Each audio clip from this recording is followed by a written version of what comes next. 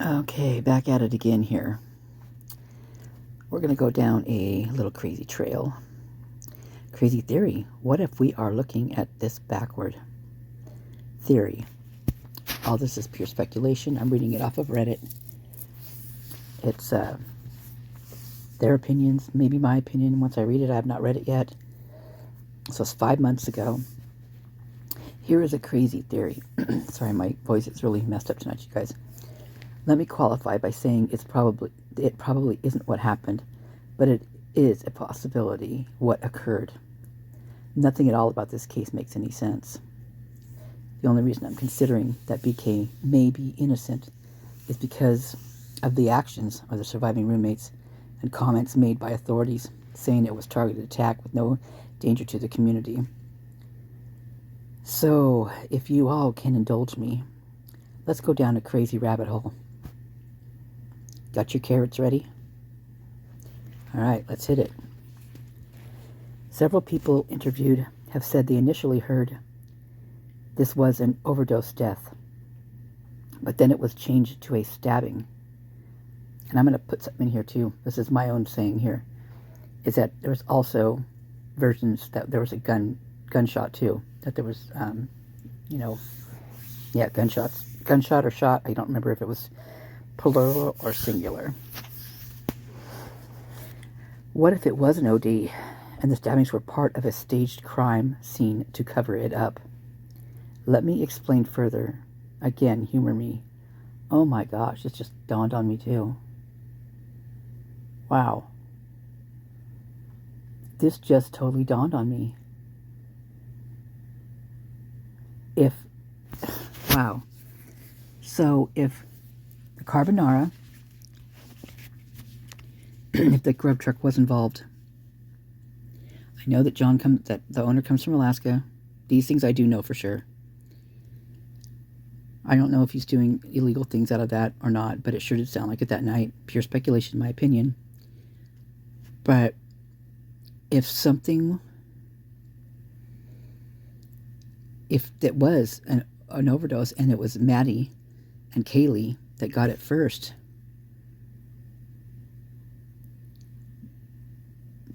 then maybe the DoorDash or the pizza or whatever Xana and Ethan were eating had something on it.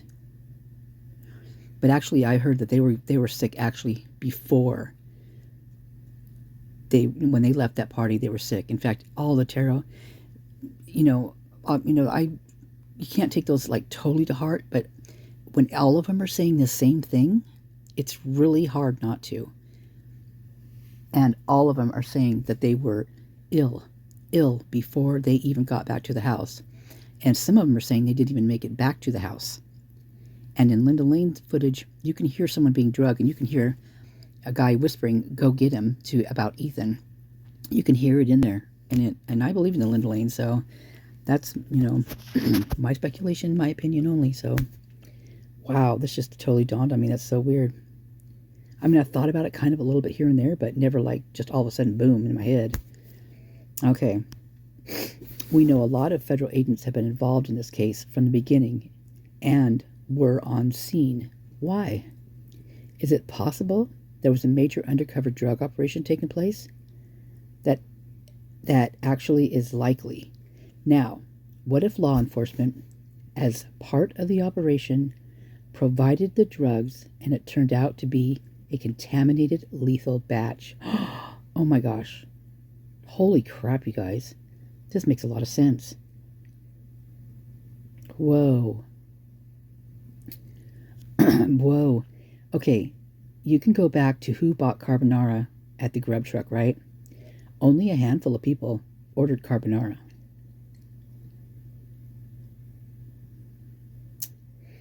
Essentially, what if law enforcement, in the course of conducting an undercover operation, unknowingly caused the deaths of these 4 kids? Oh my God.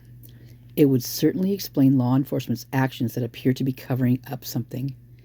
If you recall, a lot of things were sealed because, in the words of the DA, if the information got out, it would jeopardize public safety.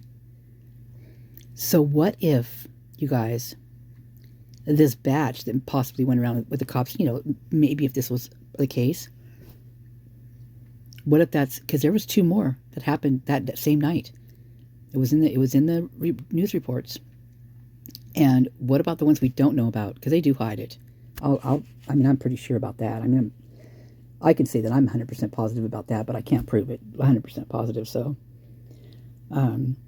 it would certainly explain law enforcement's action that appeared to be covering up something. If you recall, a lot of things were sealed because, in the words of the DA, if the information got out, it would jeopardize public safety. Also, remember, the coroner was very quickly to say that a toxicology screening wouldn't be relevant in this case. Interesting. By the way, has anyone ever seen the autopsy report?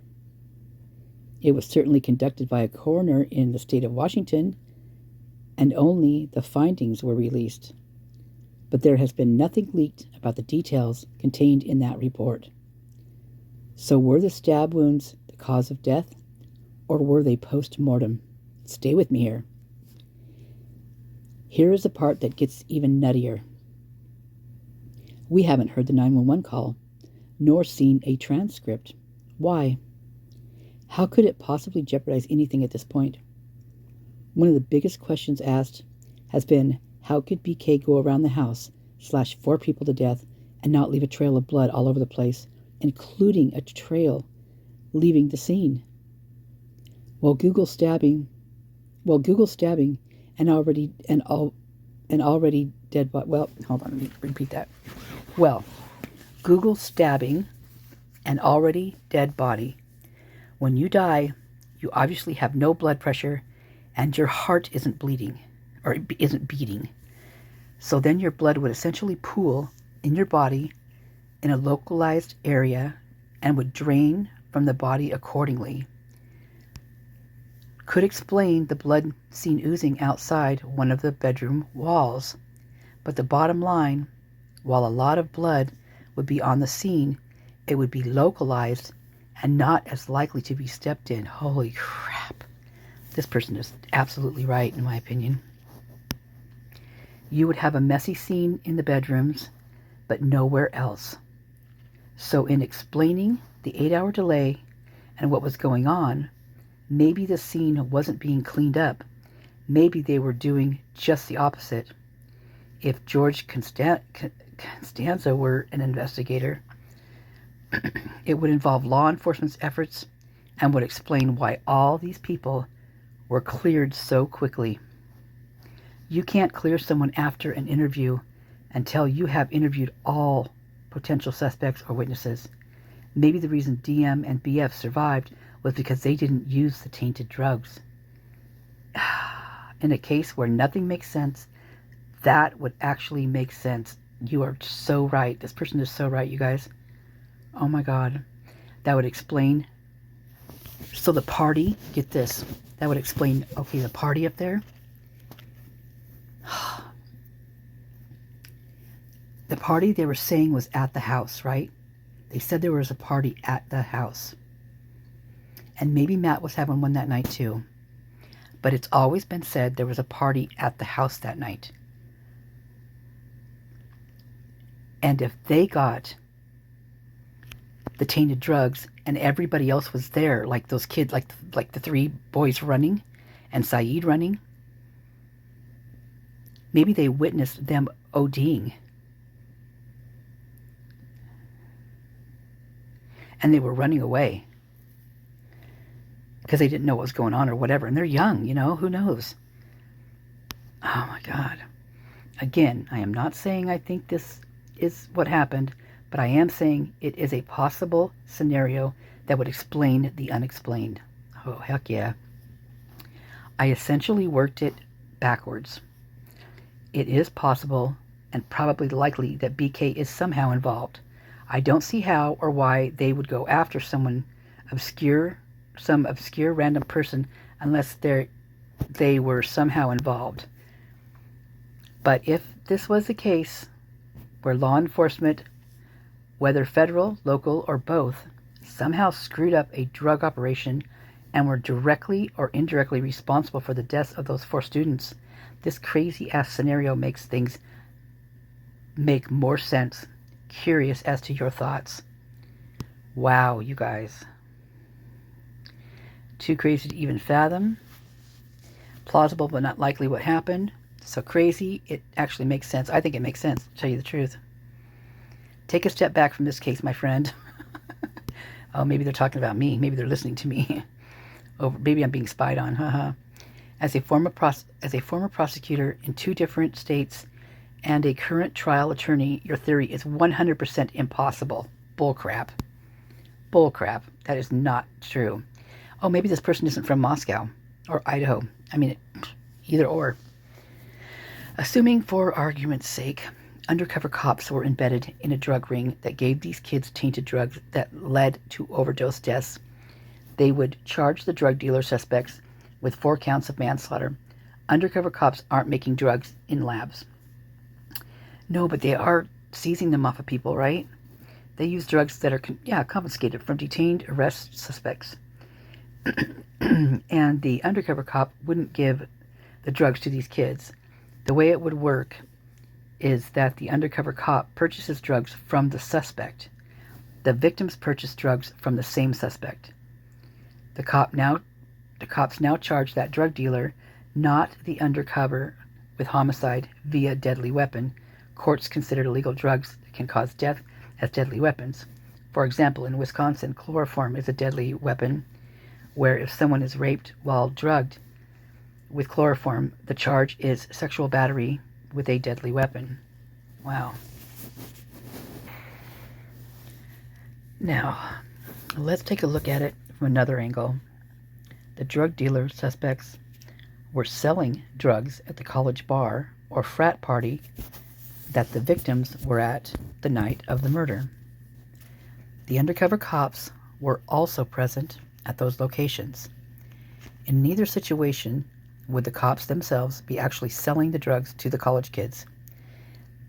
They would be possible eyewitnesses to the sale of the tainted overdosed drugs, but they weren't handing drugs directly to college kids who aren't part of some large purchase. For example, a drug kingpin meeting with embedded undercover cops. If these kids did overdose from drugs they purchased, at most they purchased a couple grand worth of drugs. The UCs would not be directly involved with the sale to non-suspect citizens. However, let's say somehow the victim snagged a bag from the UC while the latter was in the bathroom, used the drugs, and died. The police would set up the scene claiming the suspect and not the UC gave the drug to the victim. There's zero chance they would mutilate 4 bodies rather than blame the drug dealer suspect for providing the drugs that led to the victim's death. Okay, just back. I get that. I get what they're saying there, but I also have to revert back to the previous deaths. When they're claiming that these deaths are done by their own hands, these kids' own hands, and not by a hazings. So yes, they would protect their own. They would protect them, in my opinion, because this is a college town. Is he taking this into consideration? And this is a Idaho college town. Got a little step up on that one. You deserve an award for this reply. Very well articulated and respectful, informative without being dismissive. Kudos. I agree, it was a good reply. Appreciate the insight, that was helpful. Damn you for setting the story straight and ruining the fun. Your response is 100% reasonable if it was a department-sanctioned operation, but it doesn't take into account for the thousands of officers who go rogue every day to make a quick buck. In a small town like that, it's not just 1 or 2 officers. There's multiple shifts on the special duty payroll. Now, departments outside of Moscow, they might not have anything to do with it. But let's just not forget Dylan's mom, a pretty hot shot attorney that works at U of I, that would be pretty well versed in knowing exactly how to stage that scene had the scenario did play out like that. Sure, there's plenty of dirty cops, and there's tons of unethical lawyers. But if these kids died from an off-the-books drug sting that went off the rails, why mutilate the bodies? Why not just set up one of the local college town drug dealers with the sale of tainted drugs? Imagine if a couple of cops were caught by others in or near the house. Then they'd have to kill those people too.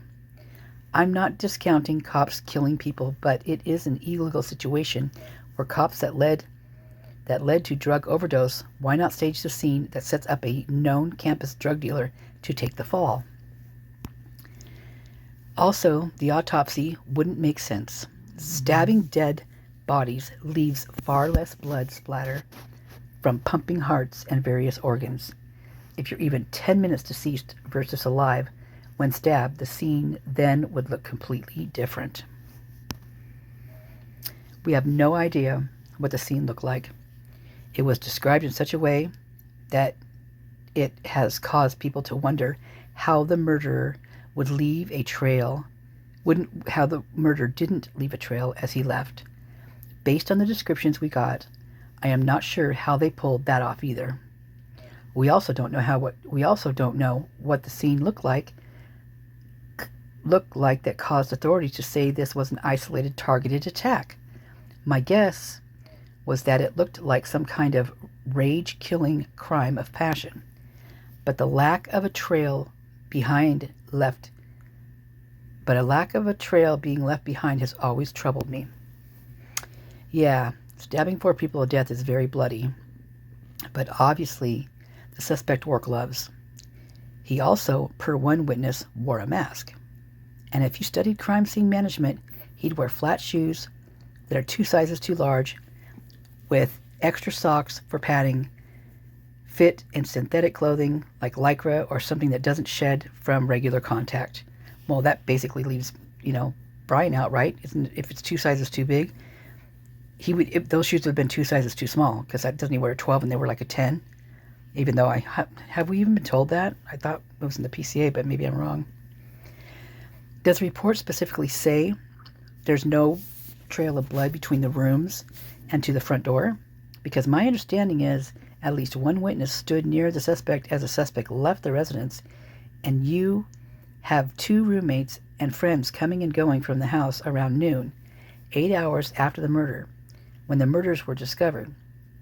That makes a difficult crime scene study to single out one person's patterns of movement. Well, yeah, that's why they could. I think they contaminated it on purpose, is what I think. And I think it started earlier way early. Like, it didn't start at 8 o'clock. It was well through the night, is what I think. Morning or whatever. Little info has come out due to the gag order. The PCA indicated a latent footprint consistent with someone leaving in a place. The PCA indicated a latent footprint consistent with someone leaving in a place consistent with what the surviving roommate claims to have witnessed. Nuh-uh, that's not true. No, that's not true. She witnessed the person walking from Xana's area towards her, not by her door. Are there more prints they haven't talked about? Maybe. I just think they would have had more. They would have included it in the PCA instead of relying on a latent print. Then again, the PCA was just enough to get info to get an arrest. That's true. You guys, what if they're hiding just a bunch of stuff? I mean, I still don't. The way everything went down and just all the things prior to that and all that. I mean, if BK had anything to do with it, he wasn't alone. That's all. I mean, if he had anything to do with it, he didn't do it alone. There's no way. Okay, the courts have to give reasonable doubt, but as someone not involved with this case, he's definitely guilty. What? First, I'd be yelling about where I was that night and explaining why I was following them on social media if I were innocent. He was not following them on social media. I debunked that. You guys need to go watch my videos. I will try to remember to link them. That was debunked. And it was debunked by the guy who knows the guy to the other guy, because it was through 2 different accounts. The guy did this. And the guy that talked about it was tagged in both of them because of the first guy's account that this other guy made. I mean, it was totally a fake account. And that was the one account. So who knows if this guy made other accounts? I don't know. But the one that they're talking about right here is fake. 100% fake. I have to keep screaming that out there, man. I'm telling you, it's fake. And I actually saw, when they had it out, I actually saw an interview with the guy that debunks it, which talks about it, tells us about it. He had an interview on the fly with Warbear, who made that video that was on that fake account. And so in the beginning, this one guy, that these guys don't even really know who this guy is. They haven't met him in person. I don't think they've even seen him. I don't even know. But he does know, because he made Warbear's fake account. And Warbear's video was on there. And then that's how Faceless got tagged in it, right? Because Warbear and Faceless were friends. Well, and that happened right around the Idaho 4. And so when Brian's name came out, that guy that made the fake account on Warbear flipped it to Brian immediately, left Warbear's video on there, left all of the Instagram tags he had on there, but just added Kelley, Maddie, and Xana on there. But everything was the same. He just added the, I mean, there was nothing else besides that. There was only the one post, you guys. Think about it. Think about it. Just really, really think about it. There was one freaking post. That was that Warbear's video, because it was Warbear's account that this guy made covertly about Warbear prior to him finding out about Kohberger. As soon as he found out Kohberger's name, he found out, well, as soon as they said what he did, he was a Wazoo, over there, did criminology. He changed just the picture. He slapped a picture up there, slapped his name up there, slapped where he, Wazoo, criminology student, added 3 things to Instagram, what he had on there, and that's it. If you go look at that Instagram, you can see it in my videos. If you look at it, you're going to see a bunch of TikTok girls, and they're all like busty, almost naked, and then like a few fitness guys who are, who I think 2 of them are actually gay. It actually blatantly shows they're gay on there. So all he did was add 3 names: Kelley, Xana, and Madison. And then that was it. The ball was rolling. The snowball rolled down that hill, and it just got bigger and bigger and bigger. And it got huge. And it was fake. All fake.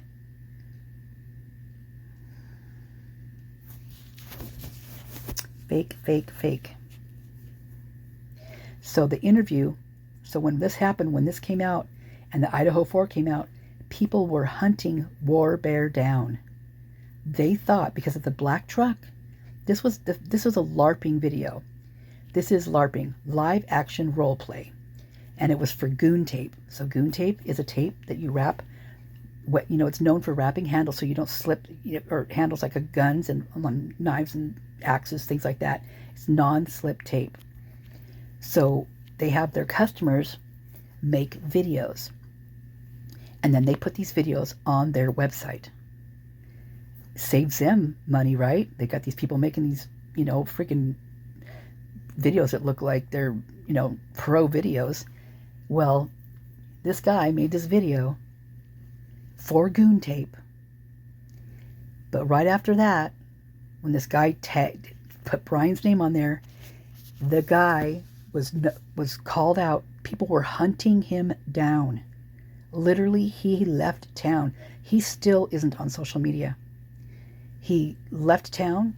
And when he came back, and it's so weird, I don't even know how I found this. I don't know how it happened, but I was on YouTube one night, and I might have been researching faceless. I'm not even sure. I seriously don't even remember how it happened.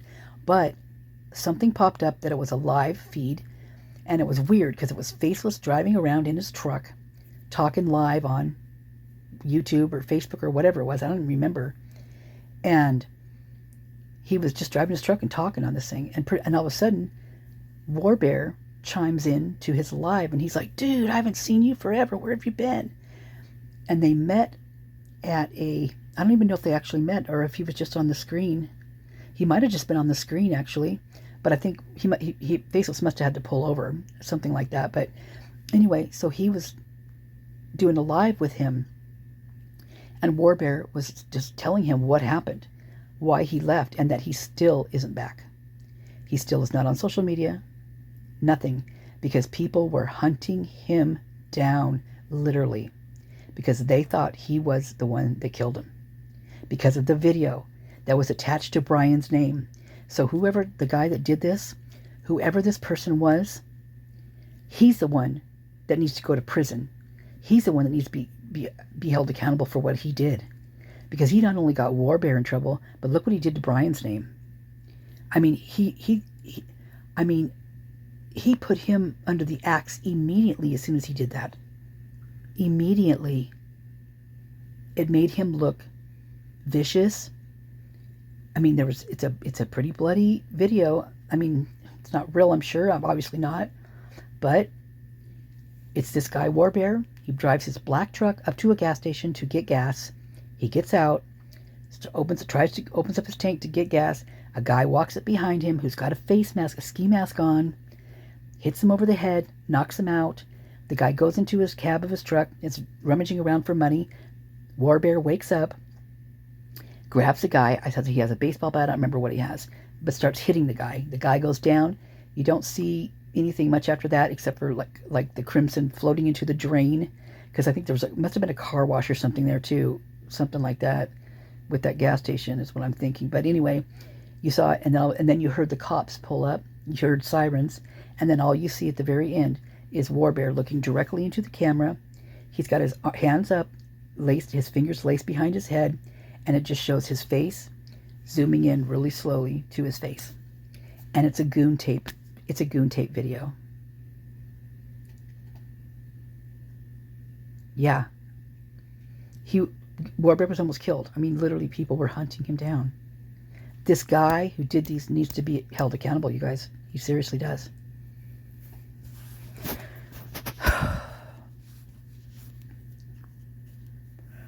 I'm not happy with Faceless about how he ran with it. He should never have done what he did. He should be held accountable for some of that shit too. But War Bear was an innocent bystander in this. Innocent of the whole thing. Faceless, not so much. He did run with it. He screwed up. He should never have done that. Thank God he came out and he actually told the truth. I have a couple different videos that talk about it, and actually show the interview with another guy where he talks about what happened and how it happened. Faceless isn't very nice. I don't like the way he talks. I don't like his posting or nothing like that. I mean, he's creepy in my opinion, but at least he told the truth. And how it happened. How, it was crazy. So, okay, now that I'm done ranting, I'm just still pissed about that. That just makes me so mad.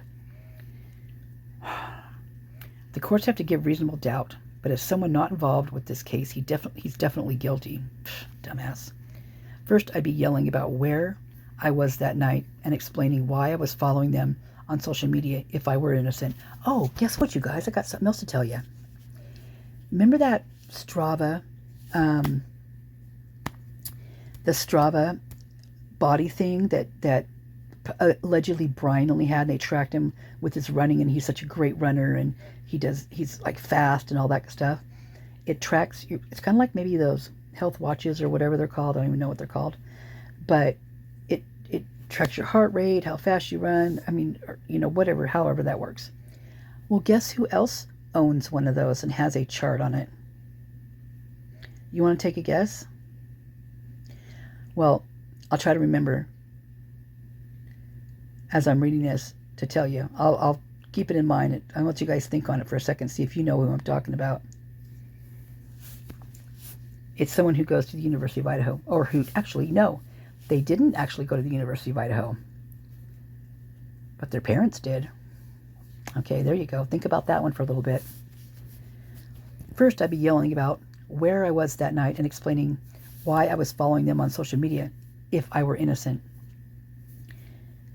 Second, they took DNA from his dad's trash can in Pennsylvania and matched it as being the father of whoever touched the knife sheath across the country in Idaho.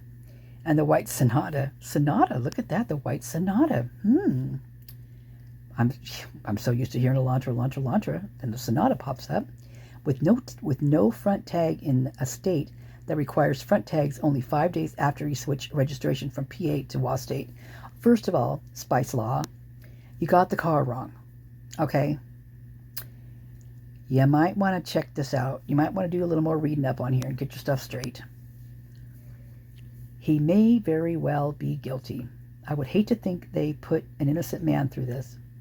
There is no evidence linking him to the victims according to the motions his attorney filed. So I'm thinking there is no evidence that they have been provided, that he followed them. I'm thinking there is no evidence that they have been provided that he followed them on social media. An alibi is tricky because you need something or someone to collaborate it. And he was a loner, you guys. God, I'd be guilty as hell if that's what I had to do. Fuck. He strikes me as somewhat of a loner. So it would probably be hard for me. You guys, I swear to God, I didn't read this prior. I'm reading it right in time with you. And I don't look ahead. I'm just reading it down. That's so funny. So it'd probably be hard for him to collaborate his whereabouts at 4 a.m. Regarding the car, it would have been nice if they put out the video they had earlier on to ask if anyone recognized the car. They didn't. They used stock photos. Exactly. Not only that, but if they saw BK's car, why didn't they see the DoorDash car or all the other vehicles driving in and out of there and in and out of there and in and out of there? There were plenty. Why did they zero in on that one? Because those other ones came in and out too. So there is no evidence that I'm aware of that they saw a car on video that didn't have a front license plate. Yeah, it was dark. How could they freaking tell that, you guys? It just makes no sense. It's actually humorous. It makes me want to laugh in their faces. It is so ridiculous that it is stupid. It's so stupid. I'm embarrassed for them. Embarrassed.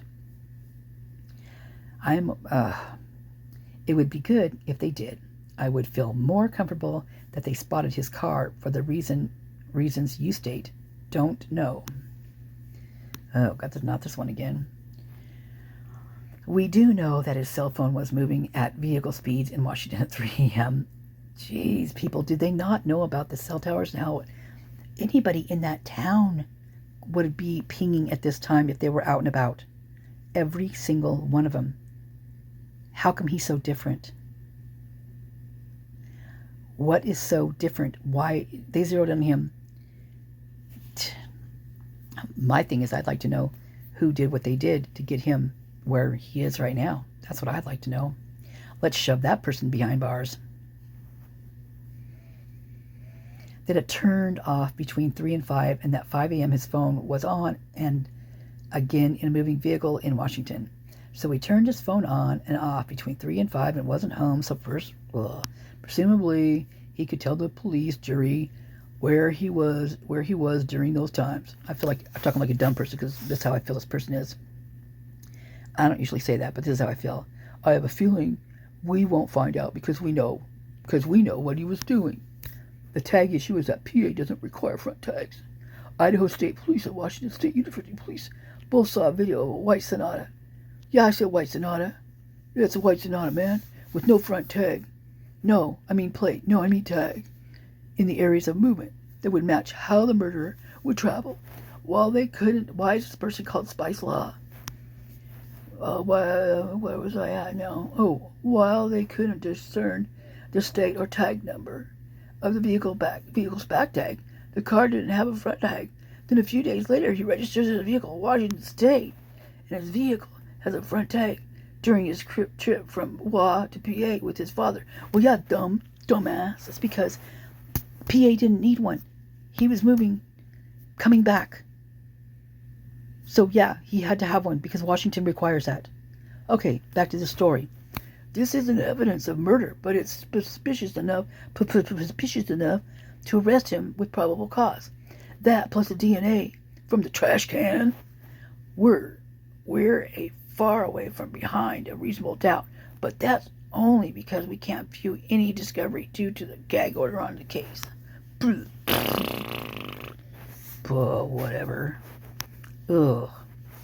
I need to take a break. That person made me mad. I gotta take a break. Okay, I'm a little better. I didn't know the police came out and said they observed a car with no front tag driving around the house. If they did, then yes, that makes it more likely it was his car. But they used stock photos instead of a still frame from the videos. Not sure why. And yes, I agree. He can't say he was home or at home asleep since there was a cell phone activity. This is supposition, but does that make sense? But I suspect BF saw him at the time or place other than the murder scene between 4 and 4:25, and that will come out on cross during trial.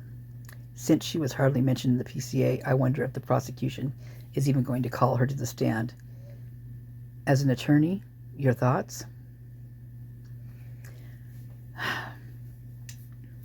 No, because mine don't matter in this case because I'm talking about you guys, even though I have put some of my, 2 cents in. Let's see, continue this thread. Do we want to? Okay, so this is person.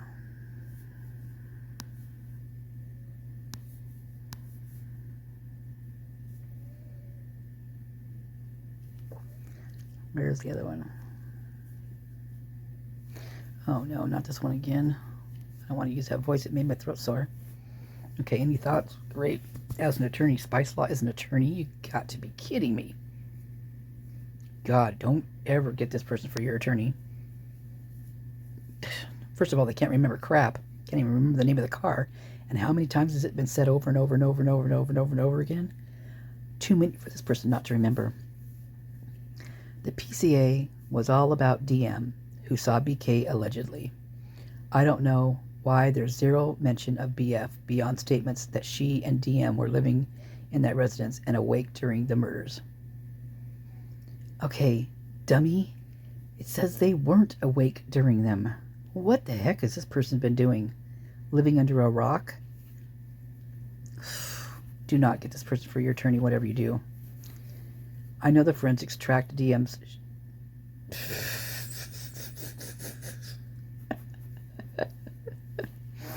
Oh my God. What the heck is going on here? I can make a comedy skit out of this. I know the forensics tracked DM's foot shoe prints.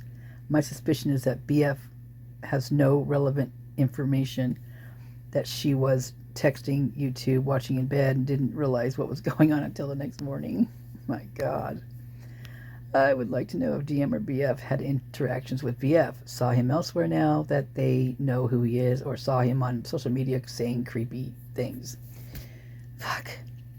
Can you imagine living your life, going to school, being teaching classes, TAs are never liked, that kind of thing. Obviously, people I've heard, not just Kim say it, but I've heard other people say it too. And all of a sudden, you were thrown. My Bluetooth, my YouTube, my Bluetooth is talking to me. It's all why I don't know. It's just now connected. Hopefully, this has been recording. Thrown into the middle of this quadruple murder.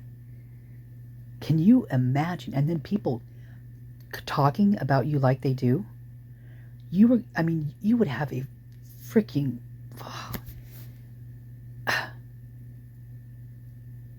I mean, your ability to even think about yourself, the way that you'd have a complex. I mean, I would think you have a complex for the rest of your life thinking people thought that about, but hopefully, hope to God he's got, he doesn't. I mean, it's just ugly what people say. And they tweaked those pictures they did. I mean, and they only found ones that were bad, right? I mean, I've seen some good ones that have come out. And it just... And then, of course, they bring all the people out with these really weird things they're saying about him. Where are the people with the nice things to say about him? Well, they're showing up. They're coming. They're showing up here and there. But they quashed all that. They only... One of the guys, when he was doing the interview, he told someone later in a different interview that when he started talking about good things about Ryan, they didn't want to hear it. They wanted to hear the bad things. And so he stopped. There you go. There you have it in a nutshell. That's ugly. That's just awful. I mean, that is so awful. Man. My guess is that BF is worthless as a witness since she didn't witness anyone or leave her bedroom, and hence why she didn't leave her bedroom. She was outside screaming bloody murder with another guy. She even called out, call 911. Make a cop come. Haha. Guess what? They were already there. Okay. Get your bearings about you. Oh, Miss Bubbly. Get her done.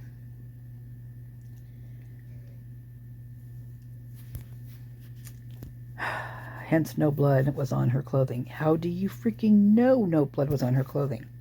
People, what are you freaking talking about? And what the heck? Where are these people coming up with this?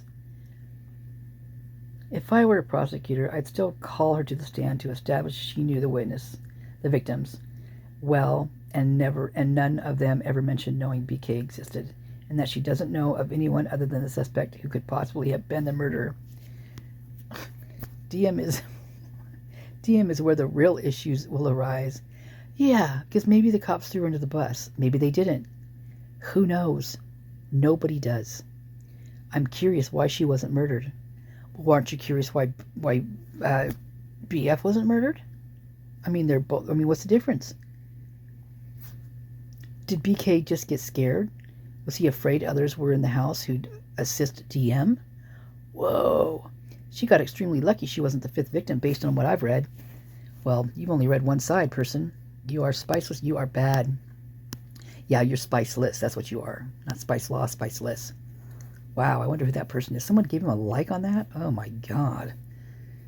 I don't do down things. I don't do that kind of stuff. But oh, I did do a down arrow on someone's thing the other day. I can't remember who it was, but oh, I sure did. I think they needed witness of the car to come forward, but also didn't want to tip off the driver due to the car, whatever, and he flew, or worse, have some violent, crazy response. It was sticky situation, so they used stock images. Whatever.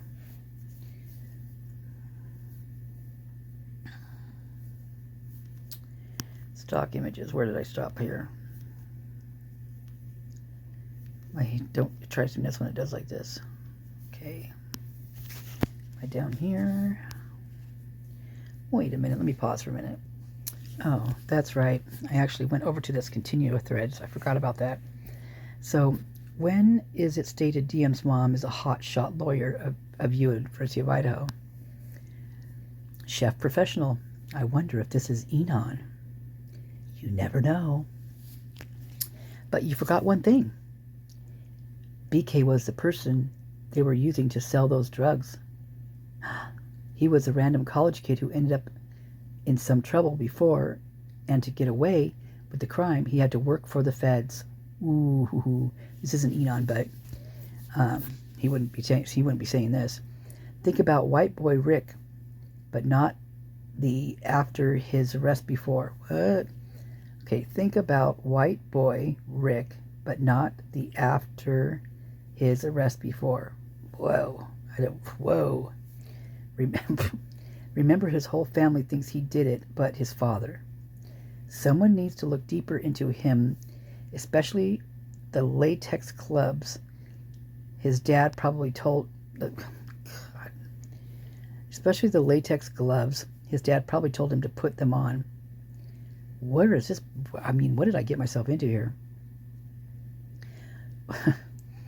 One of the roommates had a conversation with BK in the past.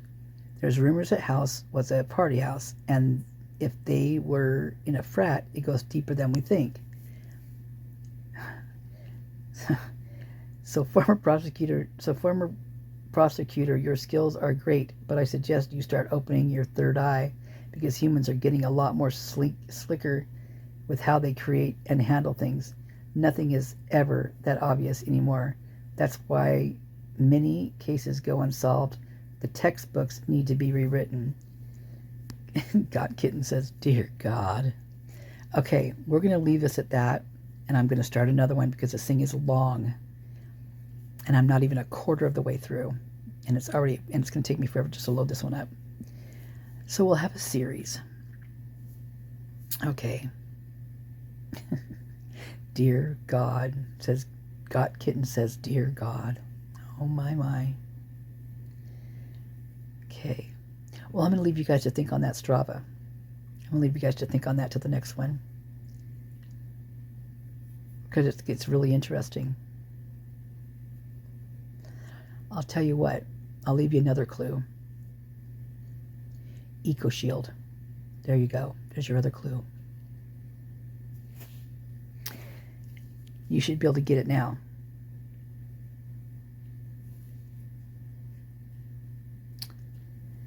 Let me know in the comments. Alrighty, I will load this one up and start on the next one. Have a great one. Thanks for listening. Thank you for your support. I appreciate you all.